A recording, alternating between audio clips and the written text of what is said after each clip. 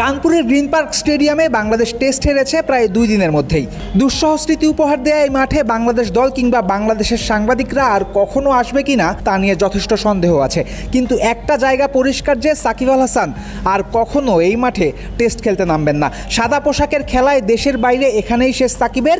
হতে পারে সাকিবের টেস্ট ক্রিকেটের অধ্যায় একেবারেই শেষ হয়ে গেছে কানপুরে। বাংলাদেশের ক্রিকেটের সেরা খেলোয়াড়ের জন্য তাই স্মরণীয় কিছু করতে চেয়েছে এই টেস্ট কাভার করতে আসা বাংলাদেশি সাংবাদিকেরা। মঙ্গলবার ম্যাচ শেষে পুরস্কার বিতরণী যখন চলছে তখনই বাংলাদেশি সাংবাদিকেরা গিয়ে অবস্থান নিয়েছিল বাংলাদেশের ড্রেসিং রুমের সামনে। সবার অপেক্ষা খুব বেশি না বাড়িয়ে সাকিব সহসাই বেরিয়ে এসেছেন ড্রেসিং রুম থেকে। সাকিবকে যখন জানানো হয়েছে তার সম্মানার্থে ছোট্ট কিছু করতে চেয়েছে সব সাংবাদিকেরা, তখন সাকিবই নিজ থেকে বলেছেন, টেস্ট দিবেন দেন। ছোটদের সাথে আনন্দের সুযোগ, বড়রাও করে উপভোগ। Multi chips, super crunchy, super fun. টেস্টের পর আরেক সাংবাদিকের হাতে ফুলের তোড়া দেখে আবার সাকিব মুখ খুলেছেন, ফুলও দেবেন দেন।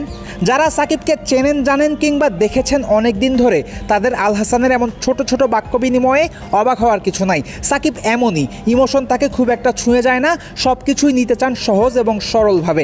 দেশ থেকে দূরে সাকিবের এমন ঐতিহাসিক একটা ম্যাচের অংশ হতে পেরে সাংবাদিকেরা যেখানে ছিলেন যার পরনায় খুশি এবং গর্বিত, তখন সাকিব ছিলেন নির্লিপ্ত।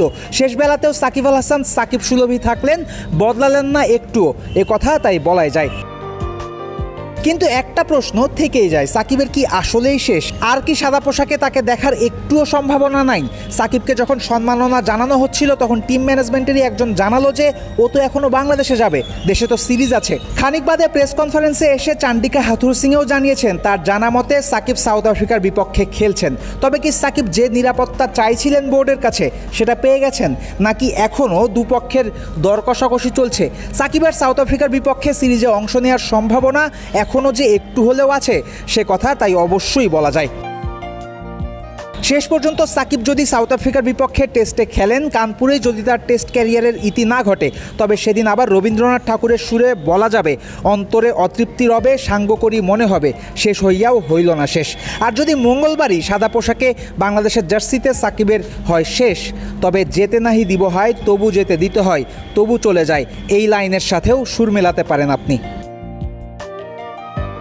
Faisal Habib, crick frenzy, Green Park International Stadium, Kanpur, Bharat.